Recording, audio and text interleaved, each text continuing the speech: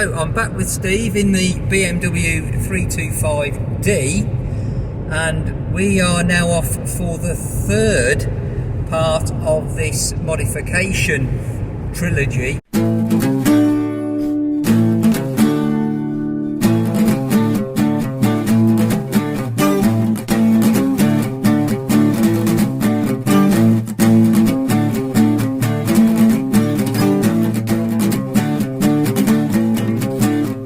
So what are we doing this morning then?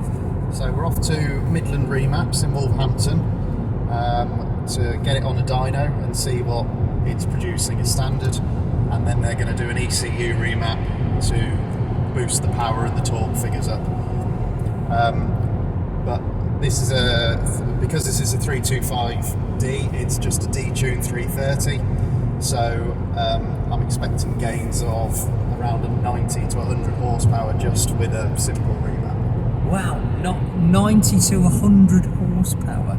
Yeah, so this, as standard out the factory, because this is a 325, it produces 204 from the factory, and all that is it's just a detuned 330. It's exactly the same injectors, turbo, everything. Because this is a detuned version, it can remap to the same, but the gains are much higher. That's why these engines are quite desirable, because you get cheaper tax, better emissions and fuel economy, but they remap to the same as a 330 or remap. So that's a massive amount of power. It is 100 horsepower. Yeah, 90 to 100. Just from a simple click on a laptop. That's incredible. But hopefully we'll get that proved by the dyno as well, because it's going to go on before and after to prove the power gains as well. Well, okay, this is probably the most exciting mod you can do then, really. This is the one that everyone says transforms the car, which, to be honest, taking it from 200 brake to 300 brake, I'd expect some. Are there any more mods you needed to have done to make, or that you feel you should do in order to compensate for the fact that this power is going to be coming through the wheels? No, I mean, a lot of people just do this mod first. I've been saying I've been wanting to do it for 12 months and just never got round to doing it. So I wanted to experience the car in its stock form first, and then remap it after a period of time, so I effectively experienced two cars with one ownership, rather than just rushing out and getting it done straight away. But yeah, it was just choice to have it done last, rather than what most people would do, which is as soon as they pick it up, take it and go and get it remapped. I've been told on a lot of the forums that the most noticeable difference will be on acceleration between, say, 50 miles an hour all the way up to 80 miles an hour. So that's where it'll pull harder and accelerate through quite a bit more quickly than it is actually doing at the moment, because of those increased torque figures. So we can do a quick test now to show what it is at stock levels. And then on the way back, on the return journey, hopefully the traffic will be a bit lighter and we can do the same thing again, and we can edit those two together so we can hopefully see quite a bit difference. Between the 60 and 80, yeah.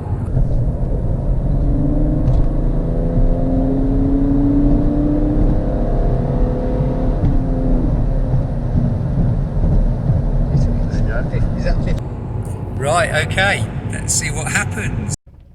Midland Remaps. So we're now here.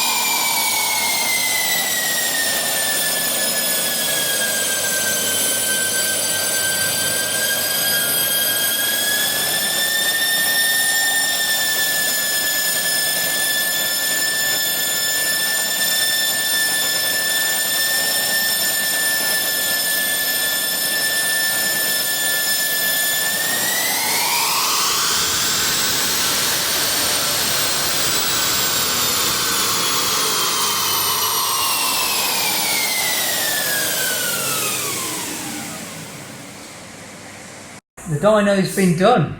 We're getting excited now. Certainly are. It was running higher than stock's power already, so it was running about 210 when stock power recorded at 2.4, so that means it's a good healthy engine already.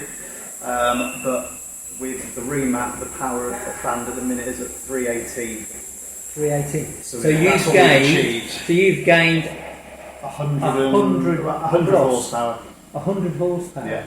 So there you go. So 100 horsepower up on what you had before. From a simple remap. Yeah. Now there were a few problems, weren't there? Yes. So I mean, we've been here now 4 hours, so it's not been the quickest of procedures, but we the rear wheels were spinning up on the dyno, so there wasn't enough friction between the tyres and the dyno itself. So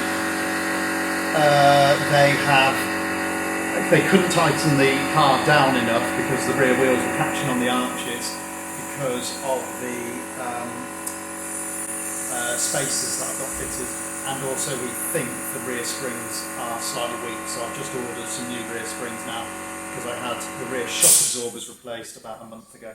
Right, okay. So I think one of the shocks was weak, which has caused the spring to go weak. So I've got springs on order and I'll get them fitted in a couple of weeks' time. But so they had to do a test twice over, didn't they? Yes, and then their computer software crashed, so that froze our original results. So they had to uninstall the map, run stock power again, and then reinstall the map all over again to get that figure on the graph. We're going for a quick test drive now.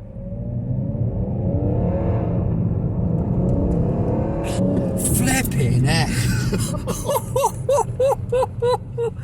that was bonkers. There's some power under the bonnet now. There is. That was absolutely crazy.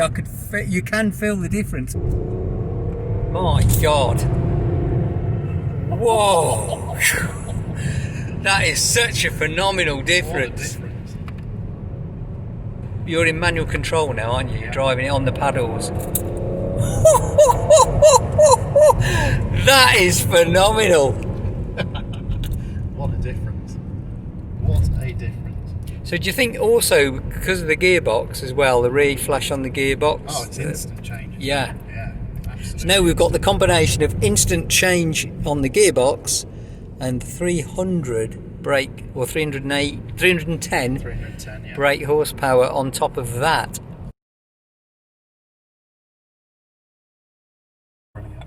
Okay, we're going to try. What mode are we in? So we're in sport mode, automatic mode. We're just going to as last keep time. The parameters the same as last time, and we're going to do a 0 to 60 run with the map now on it. Okay. Okay, ready? Yep. 3, 2, 1.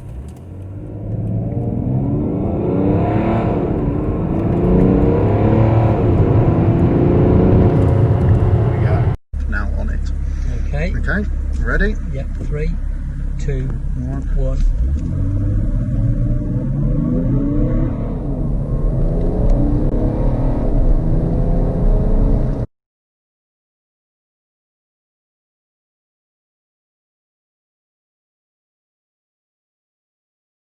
Directly under there. Ready? 50.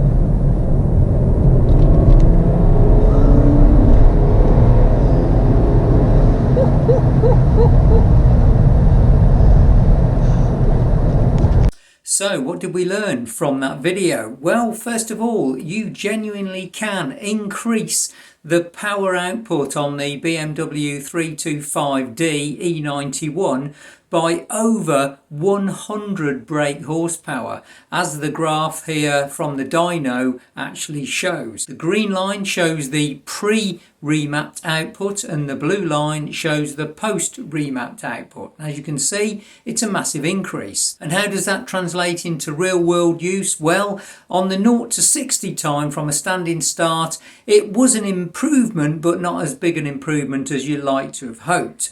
But when it comes to the 50 to 80 acceleration, which is probably the most important one when you're on a motorway and you want to get past somebody, that's where you get a significant increase in performance.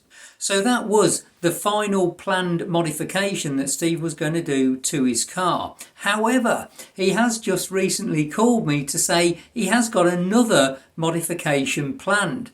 he's going to attempt to install the latest Apple CarPlay onto his 8-year-old BMW 325D and have that CarPlay running on the existing 325 internal screen.